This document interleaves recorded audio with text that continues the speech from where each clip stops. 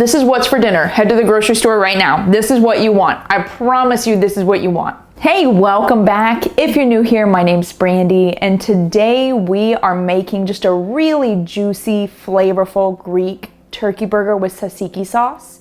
Now this is a really nice skinny taste recipe, and it's got such beautiful, complex flavors working together.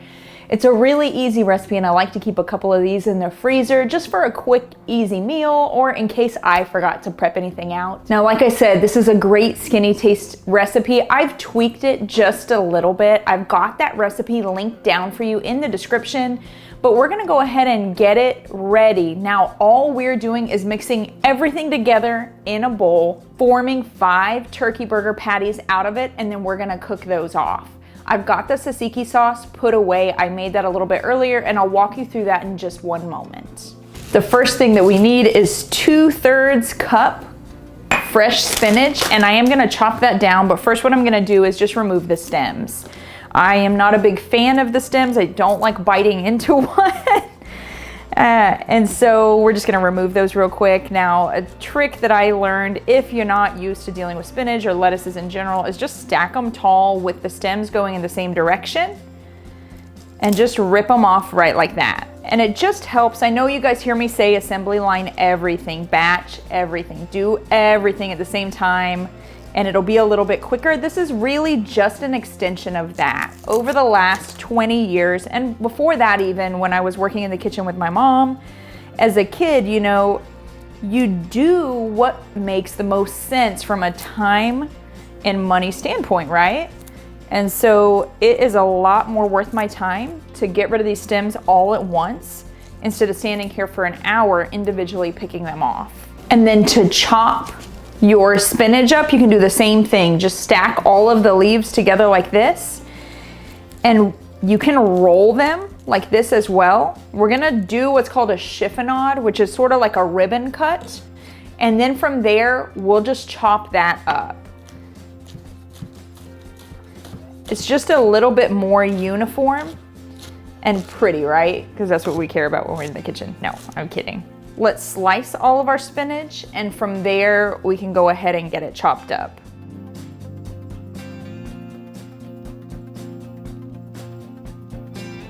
We've got our turkey meat. We're gonna put that down in. Don't forget the paper. Our spinach goes down in as well. All right, we've got 1.5 teaspoons of cumin and 1 teaspoon of oregano, 2 teaspoons of minced garlic, or 2 cloves of garlic. We've got 3 tablespoons of chopped Kalamata olive, and this is what keeps this my turkey burgers. No one else in the house likes olives, and so these are all mine. And when you use your Kalamatas, do make sure they're pitted, but apart from that, from what the label says, make sure that they're actually pitted. There's something different between the label saying they're pitted and knowing that nothing made a mistake. And the worst thing you want to do is bite down on an olive pit when you think you're biting into just a nice juicy burger.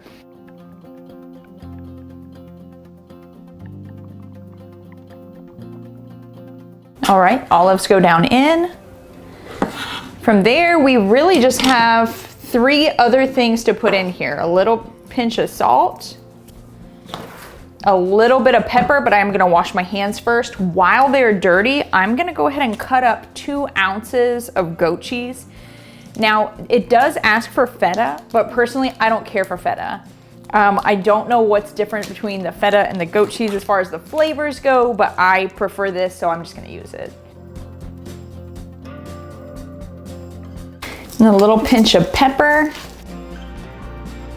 Now that we've got everything in the bowl, we're just gonna give it a mix and then go ahead and form our patties while our stovetop's preheating. And the smell between the cheese and the garlic and the olives just wafts right out of the bowl. You can smell it, your mouth starts watering. I already know I'm excited for these, and they're not even cooked yet. All right, so this just gets separated into 5 equal parts.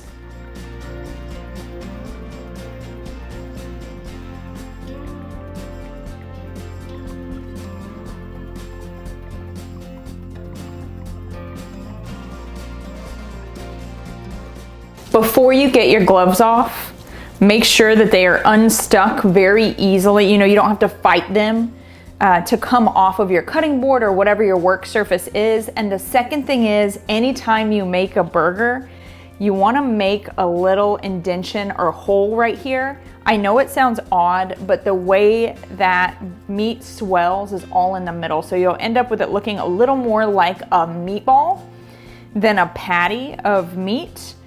And when they cook, that hole that I've just made you'll never know it was there. I know I've told you that before. I don't know if you've adopted it yet, but you'll never know it was there. Let's head over to the cooktop. I've got my pan on medium. Here in a moment, after the pan really gets hot, which shouldn't be too long on gas, I'll go ahead and put a little bit of oil down, and then we will start on burgers.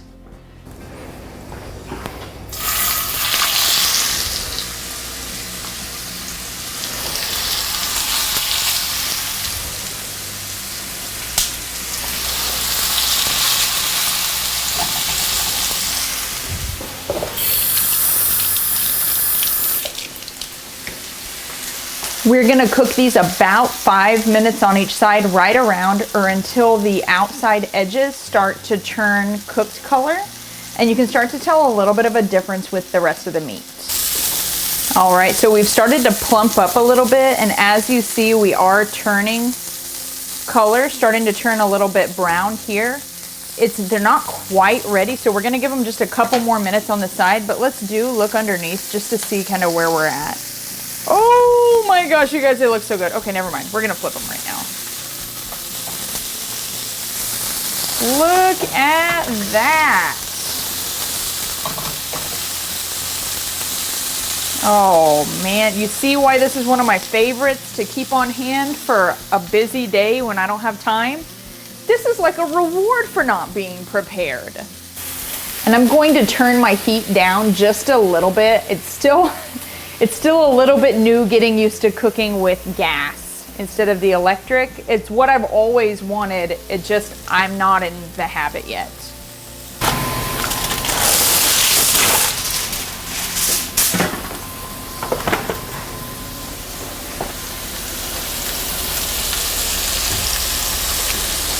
Did you see what I told you about the holes in here? This one you can see just a little bit. These two, it's like they never were there. If you go looking, of course, yeah, you can see a little divot. But no one's gonna miss that little spot where instead we don't have a meatball on a bun. Instead it's a burger on a bun. And I've got my oven preheating to 425 because the outside cooked so quickly. I just wanna make sure that the insides are done. Go ahead and flip this guy and look. Okay, so not quite as dark. We're getting there. We'll let these ones cook for a couple more minutes, and then I'm gonna go ahead and pop mine into the oven just for safety's sake. Oh man, you guys, they are so crispy on the outside. We finished browning these off.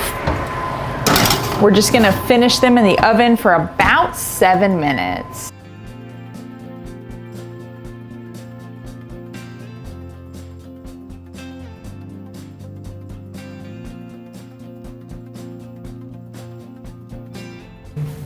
All right, about 10 minutes more in the oven and we've got cooked turkey burgers.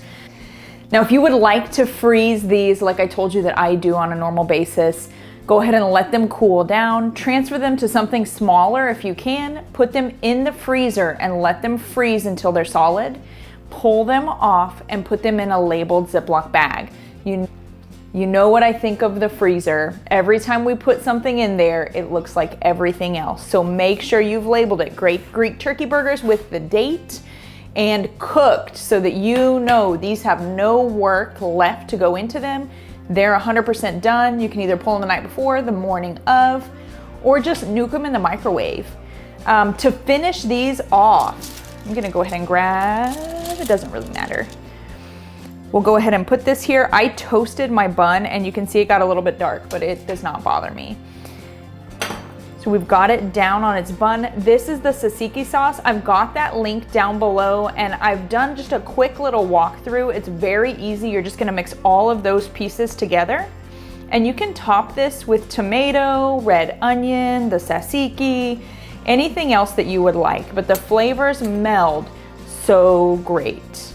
All right, so just look at that. You see the steam. I don't know if you can see the steam or not, but there's steam still coming off of it. We've got our really lovely tzatziki sauce and our juicy, juicy turkey burger. Oh my God. This is what's for dinner. Head to the grocery store right now. This is what you want. I promise you this is what you want. It's so juicy, the tanginess of the goat cheese. And just the perfectly cooked meat. The Kalamata olive that just makes your jaws just pop a little bit. You guys, this is what you want in your freezer. When time is scrunched, there's not enough of you to go around, and you don't have to think about it. You can pop one of these in the microwave, heat it up, and throw it on a bun, make up some tzatziki, and act like you're not in a rush. This will calm you and put a smile on your face. I hope you really enjoyed this video. If you did, hit that subscribe button down below, ring the bell so you don't miss a note. Make these burgers, come back and let me know how they turned out. Shoot me a video, a photo, anything. I would love to see them. Until next time.